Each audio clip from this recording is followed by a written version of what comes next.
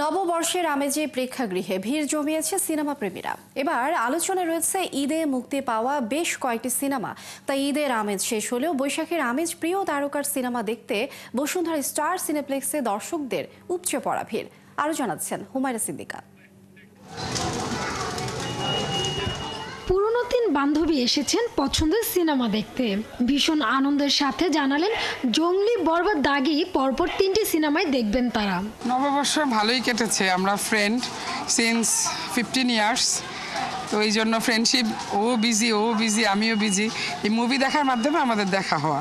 আর আজকে আমি বরবাদ, ও বলতেছিল দাগি, ও বলতেছিল জঙ্গলি, তো 3টাই আমরা সিরিয়ালি দেখবো, কারণ আমাদের দেশের ঐতিহ্য এই বাংলা নববর্ষের দিন আমরা বাংলা সিনেমা এই জন্যই দেখতে এসেছি। একটা নতুন বাংলাদেশে নতুন বছরটা উদযাপন করছি। বৈশাখ ভালো কেটেছে, যদিও ভীষণ গরম ছিল। বরবাদ দেখতে এসেছি। ঈদে মুক্তি পাওয়া সিনেমাগুলোর মধ্যে আলোচনায় রয়েছে বরবাদ, দাগি, চক্কর ও জঙ্গলি।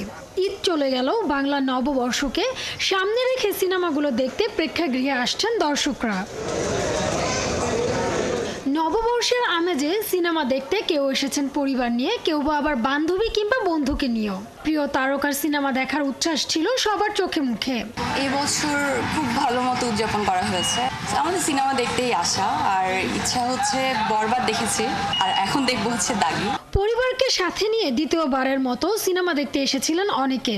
নববর্ষ তো আমাদের বাঙালি সংস্কৃতির একটি বিশেষ দিন, সার্বজনীন একটি উৎসব, যেখানে আমরা সবাই মিলেমিশে উদযাপন করি।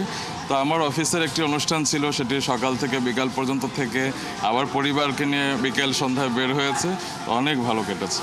প্রতি বছরই নিজেদের মতো করে উদযাপন করি। এবছর আরও বেশি ভালো লেগেছে।